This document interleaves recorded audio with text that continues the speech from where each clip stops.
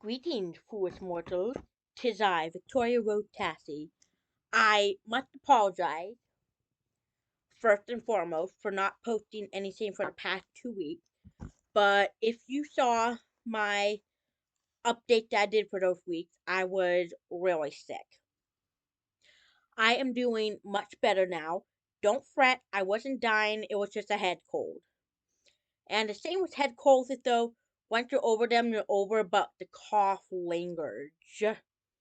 Took 2 or 3 weeks for the cough to just simply die off. I'm sorry, not die off. An alive off. Please don't demonetize my video, YouTube. So anyway, I'm sorry for that. I'm going to be doing a super duper long video today. And it's going to be another video where I read from more on Reddit.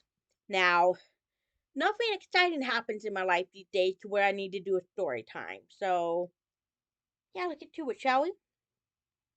This first one is from the 2XChromosome Reddit group, which I didn't know existed until I saw this post. And the OP starts off by saying in the title, I told my boyfriend that I felt like I was doing all the chores around the flat, dot dot dot. So I was thinking, this is going to be another video where the OP should just break up with the boyfriend. But then OP then continues on to say, and the first thing he did was say, thank you for telling me. Then he went into the kitchen and did the dishes and started cooking dinner. He's a keeper, he's a keeper. The next day he had to leave early and he shouted behind him, if you see a mess, don't clean it up.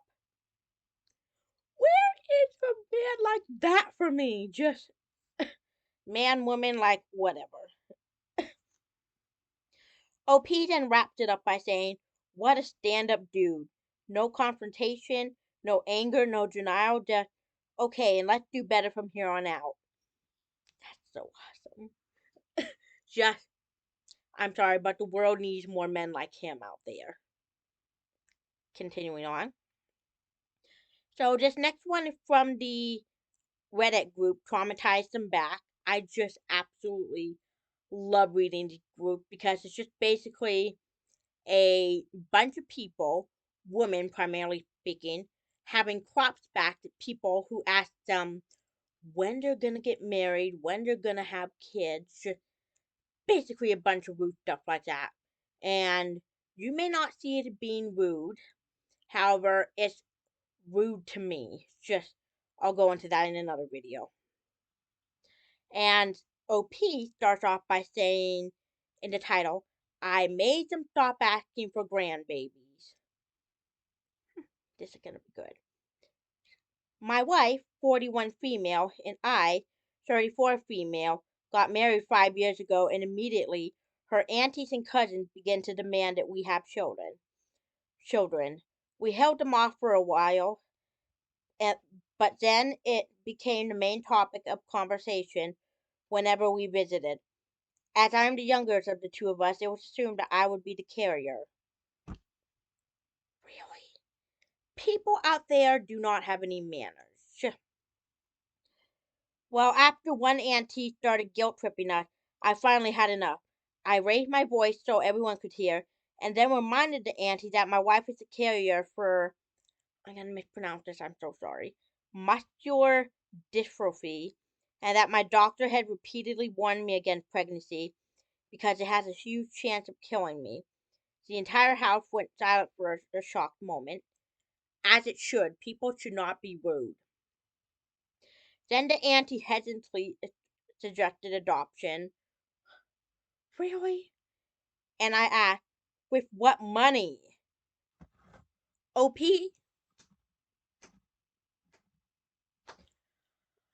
People out there need to just simply accept that some couples out there are going to be child free and not continue to hassle them about having kids. Just, oh. No one had mentioned us having kids since. As they should. I swear. People left and right just seem to enjoy being rude for no reason in particular. Just, oh. I'm medically sterile. I am incapable of getting pregnant, which I'll go into in another video. Just I'm putting that out there right now so that way I don't have people in my inbox being like, "Oh, you're pretty, you're cute, you're single. When are you gonna be popping out the kids?" Never. This next one is from I think the relationship subreddit, and it starts off by saying, "My 36 female husband, 41 male, has some disturbing requests for after he passed away." This is good. This one is really bizarre, and I'm sorry ahead of time. My husband of 12 years has had some medical problems recently. The topic about end of life plans came up, and I asked him if he wanted to be buried. He didn't want that, nor does he want to be cremated. My husband wants me to have his skull taken from his body and cleaned. This is when I was all like, this is gonna be good, this is gonna be brilliant. Then he wants the skull put on the mantelpiece in the living room. The rest of his body he wants sent to one of those places that make the gems out of body and made into 2 blue diamonds. He then wants these gems to be put in the eye sockets of the skull to look like eyes. Then he can watch the family home and be passed down through the generation. That is, why didn't I think of that? Just, I would definitely want to have that done to me. Yes, that's awesome. My parents are just gonna be cremated because they are boring like that. But this next one is from the AITAH subreddit, and it reads, "Am I the a-hole for suing teenager family as a prank and collecting the money owed?"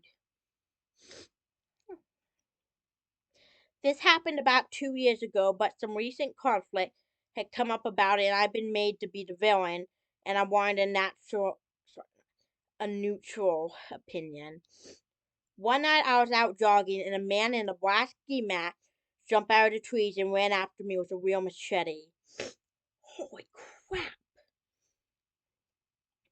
The concrete in my neighborhood is a touch uneven because it's a hilly area, so I tripped and broke my ankle trying to get away. Turns out it was a teenage boy. What the heck? And his friends were filming a prank. Dude! I called the police and the ambulance, and the boy reluctantly stayed because a nearby neighbor threatened to follow them home if they left.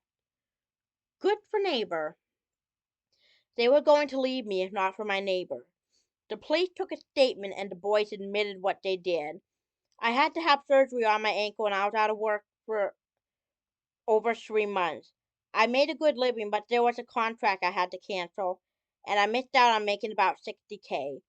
It was money that would be missed. I had to skip a vacation I planned. I also had significant medical expenses.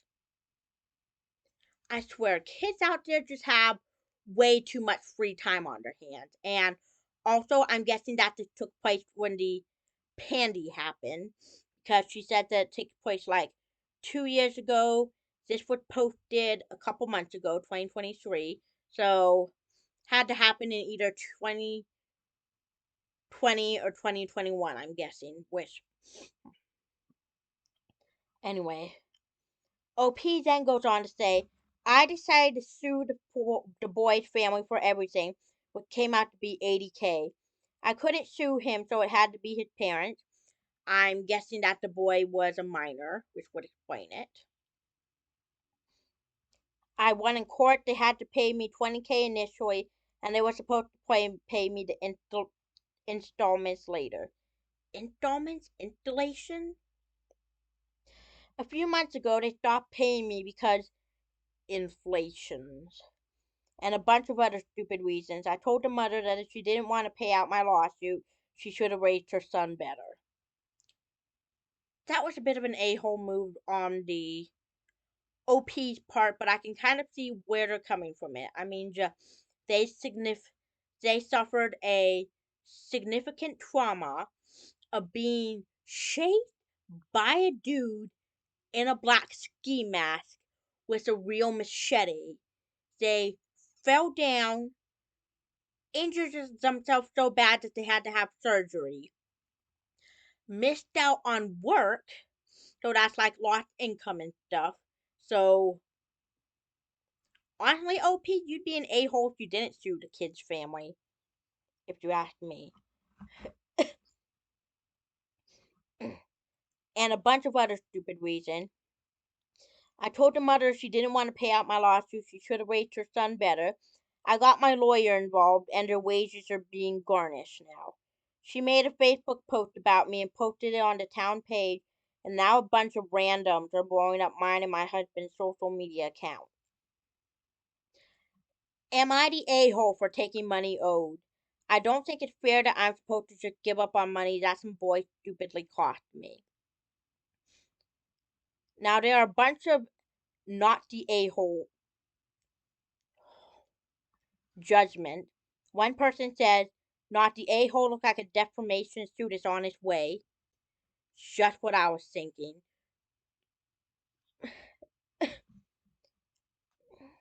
Someone else says, not the a-hole sue again for defamation and harassment. Yes, exactly. Someone else says, I told the mother, they're quoting OP here, I told the mother that if she didn't want to pay my lawsuit, she should have raised her son better. A-hole mood. Send another quote. I got my lawyer involved and their wages are now being garnished. Not a-hole mood. So, there's no a-hole here, or she is the a-hole, or she's not the a-hole. Just someone else said, what the actual fluff kind of horrifying prank is that? I would have no remorse, none.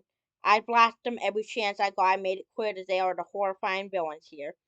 Disgusting. OP then said, a bad one, kids these days aren't right. I blame social media. Social media is part of the problem. Social media, like TV shows that promote this kind of stuff. Parents taking a backseat and disciplining their kids.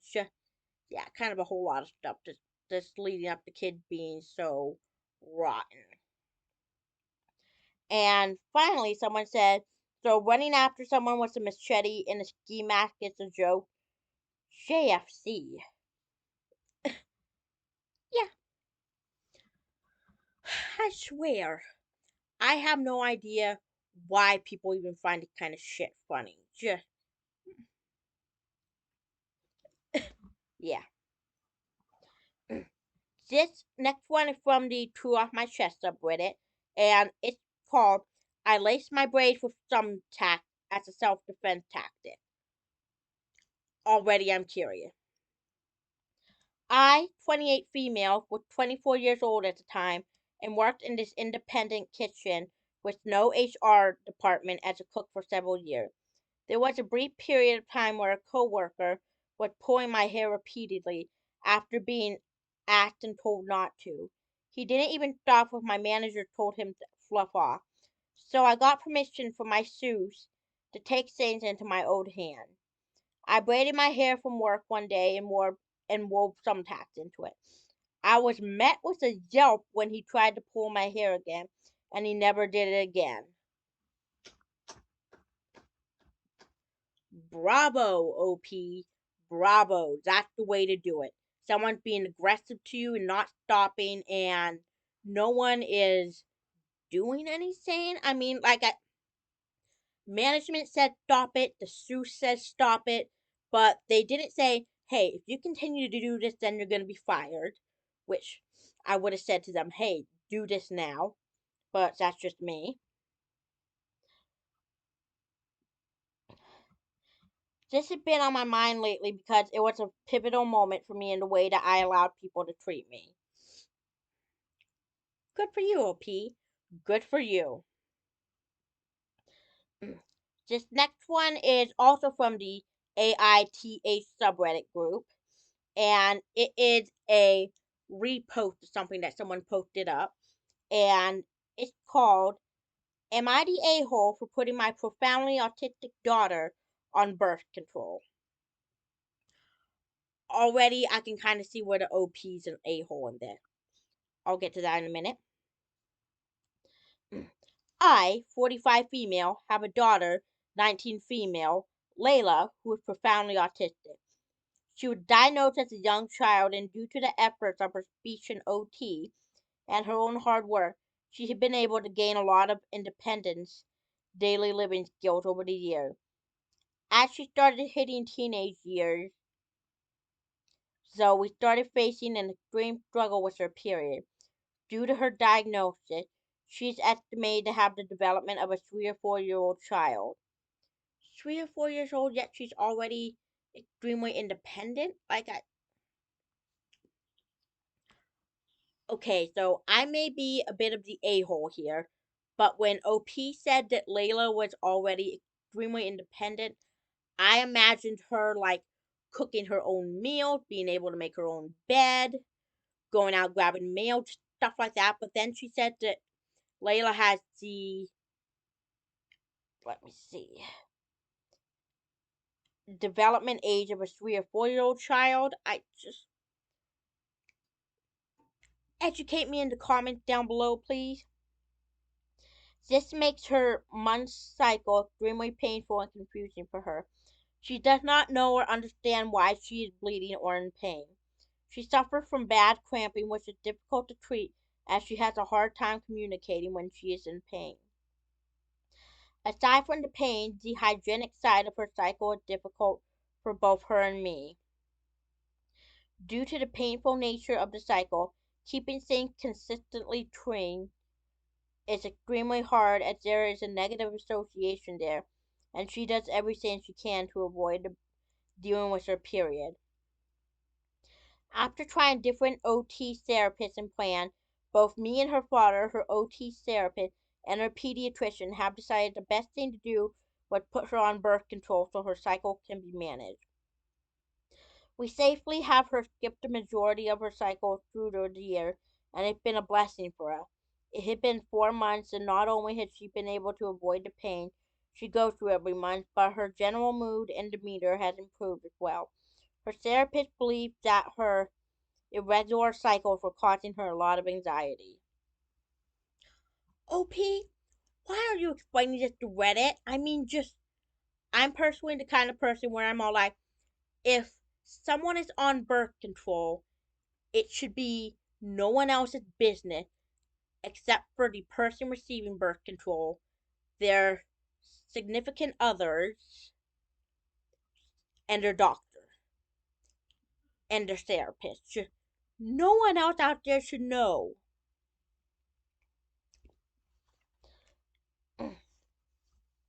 The issue comes from my sister-in-law, Ashley.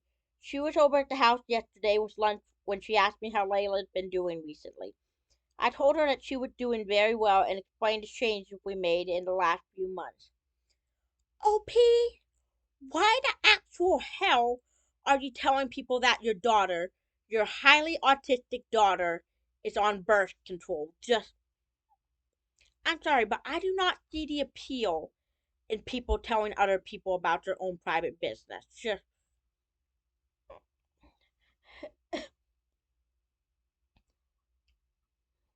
Ashley was horrified. She started ranting about how I am taking away my daughter's anatomy by putting her on birth control without her consent, and that the long-term effect could hurt her fertility. No, birth control will not hurt someone's fertility. Just doctors who watched my channel recently, just go down in the comment section and Layla will never have children and never have an intimate relationship with others due to her developmental age. I tried explaining it to sister-in-law, but she stood firm. I honestly don't know if she has a very good grasp on autism or developmental disorders at this point. I ended up asking her to leave, but she was getting louder, and I didn't want her to upset Layla. I let my husband know what had happened when he got home from work. Layla has already texted him, trying to shame him. Layla or Ashley? For allowing Layla to be put on birth control. She has now involved my mother-in-law, had even reached out to my own mother on Facebook, claiming that my husband and I are taking away our daughter's autonomy. I always think that the birth control was the right choice for our daughter, but the constant barrage of insults starting to make me question things. Am I the a-hole? OP, you are not the a-hole for putting your daughter on birth control to help regulate her period, because periods can be a witch. But you are the a-hole for telling your sister-in-law, and I presume a bunch of other people, about your daughter's new medicine change. Just medicine change? Is she on a medication, or does she, I don't even want to know at this point. Just OP, you are the a-hole, then you aren't the a-hole. Just please do not go out there and continue to say to people, "Oh yeah, my daughter's on birth control because da da da da da," because honestly, it's none of their fluffing business. This next one is also from the Am I the A-hole subreddit, and it is, Am I the a-hole for calling children's social care on my neighbors when she left her children on my doorstep? This is going to be interesting, I think.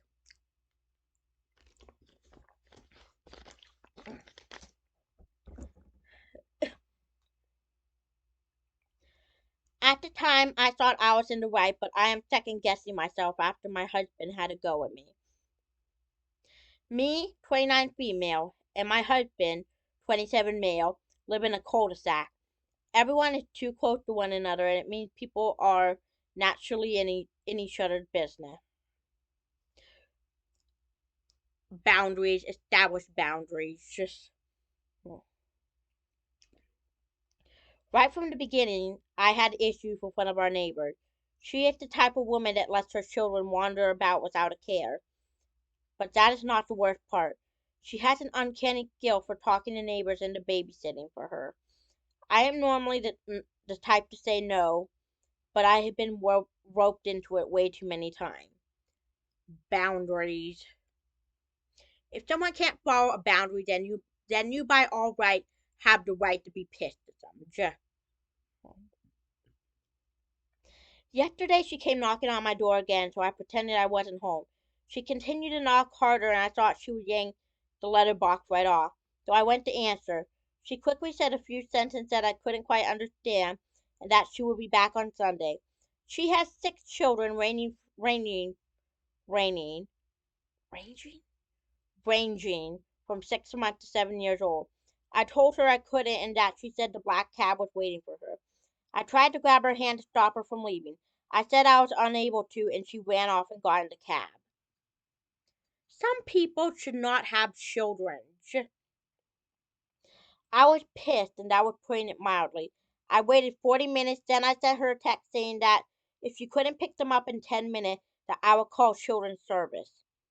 She didn't answer the text, so I called her, and she didn't pick up the first 2 times, but picked up after the third. I told her the same thing again, and she tried to tell me that it was too late to come back, and that she was out of the city, and that if I didn't want to watch them, I could drop them off at Jennifer, the 68-year-old lady with health issues, living on the other side of me. Again, some people should not have children. I repeated that if she wasn't here in 10 minutes, she could pick them up at the local council if they decided she was a fit enough mother. She said a few bad words and told me that I would never. So I did it the moment I felt like she was baiting me. After phoning Children's Child Services, I sent her a text that it was done.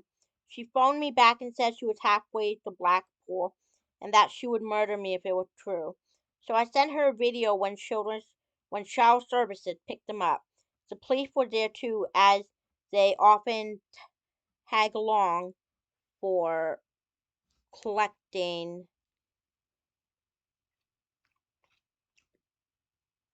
abandoned children in case something criminal had happened, and they asked a lot of questions about this mother. Last night, me and my husband had a huge fight. My husband and I. My husband and I, not me and my husband. My husband was in foster care and he said, "The right cow you are." OP did absolutely nothing wrong, husband. If anything, the children would be better kept if they were kept away from the mother. He said I should have declined at the door instead of waiting 40 minutes before calling CSC when the mother couldn't reasonably pick them up in 10 minutes. He said I had other options like not wanting to open the door or running after her and throwing the killed children into the black cab instead of getting silent contests. He also said I did it on purpose after the mother offered Jennifer as an alternative. So why hadn't I done that? Probably because Jennifer is in poor health.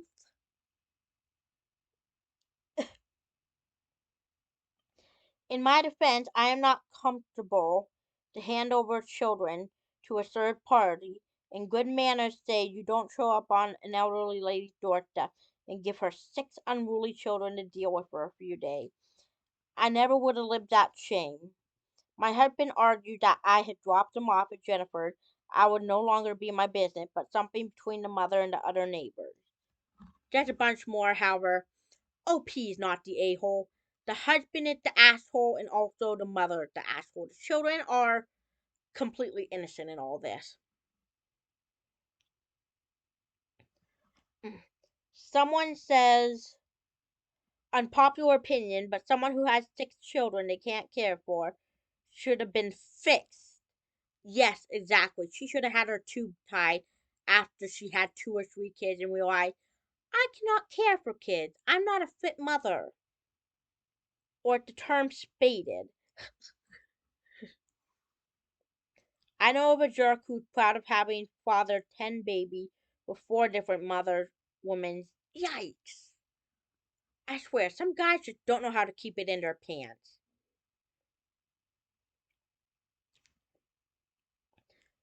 This next one is from the Two Sentence Horror subreddit group, which, again, I didn't even know existed until it popped up in my feed. And this one is, OP starts off by saying in the title card, half of them are pregnant and this is all because of you. My wife screamed at me in anger. I now realize I should have listened to my wife when she told me to put male and female dolls in separate boxes 6 months ago. Okay, that's a bit creepy.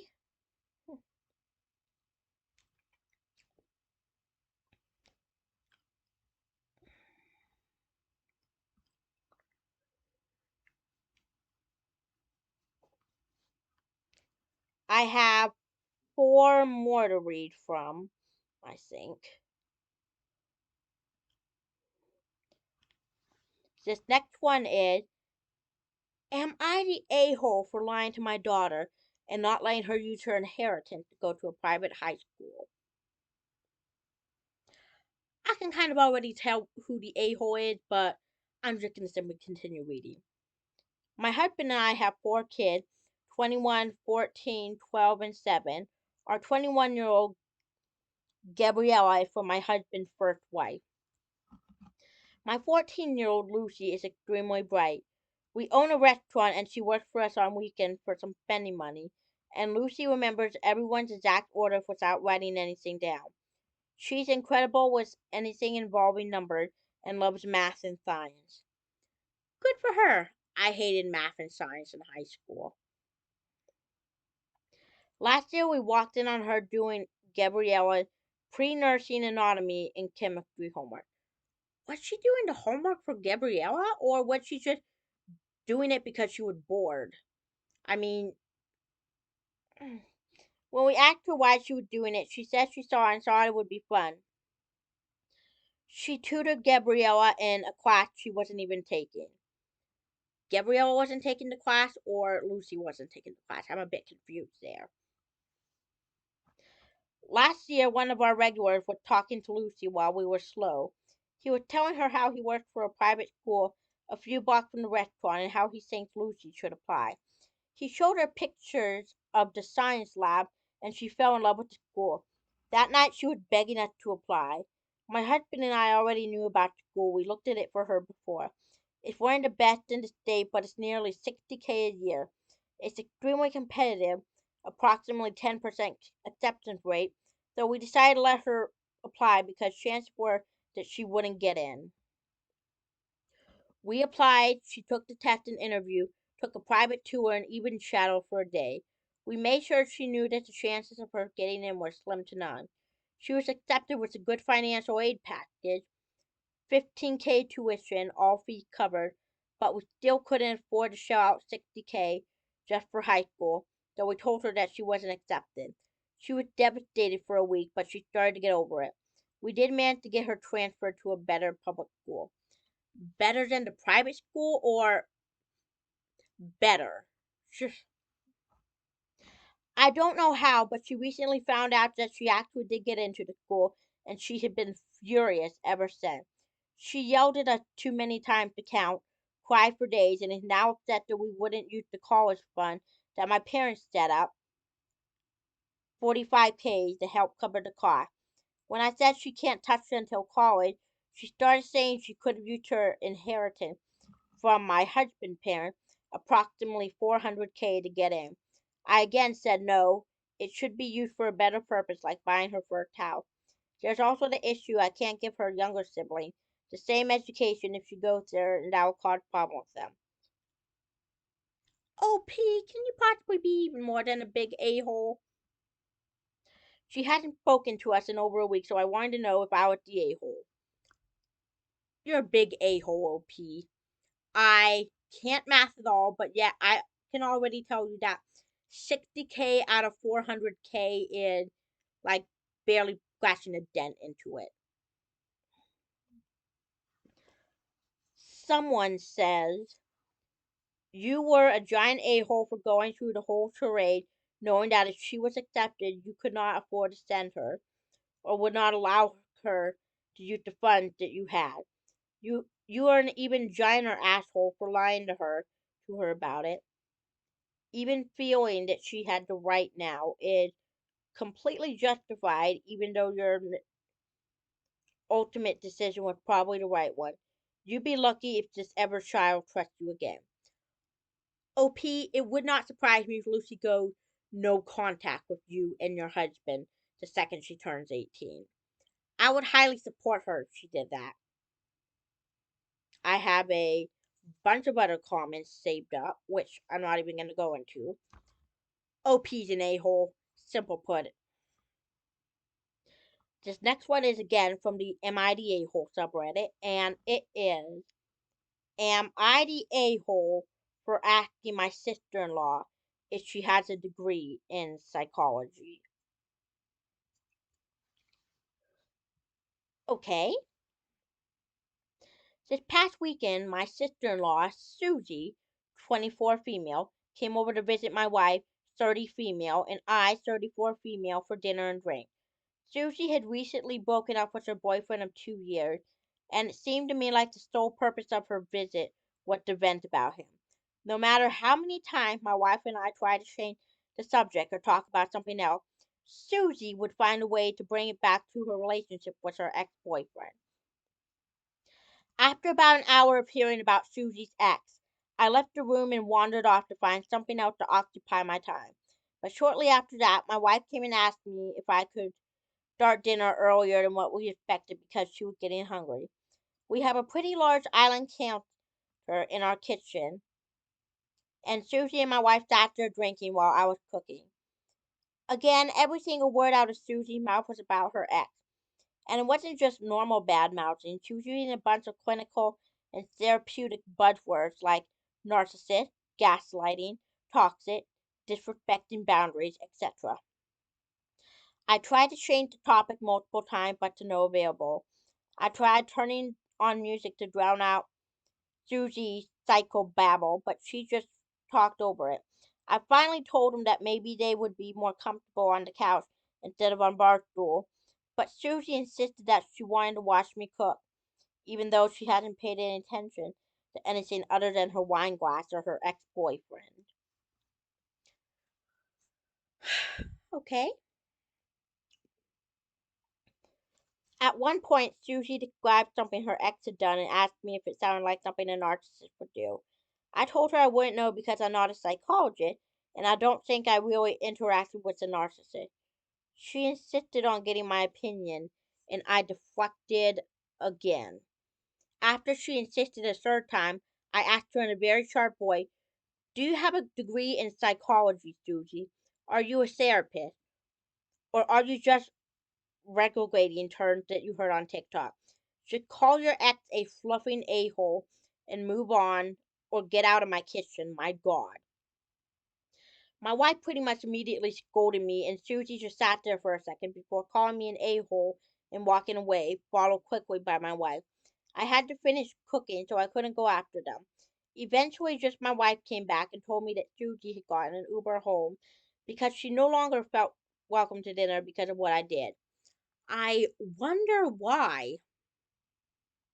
I told her that I had politely tried to redirect the conversation multiple times and even gently asked them both to leave the room so that way I could cook. But Susie insisted on going to me about my opinion on something I could care literally zero about. My wife told me I should have just humored Susie. What? Why?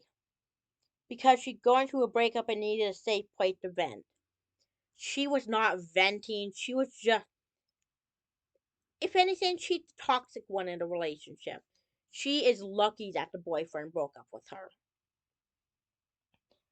I told her there's a line between venting and just spewing therapy buzzword, and Susie definitely way is one side of it.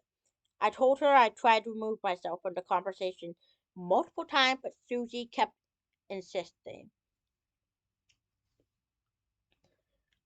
Someone says, going with NTA, not your circus, not your monkeys. Someone else says, I agree with you about not forcing, but OP was not shamed down and forced here.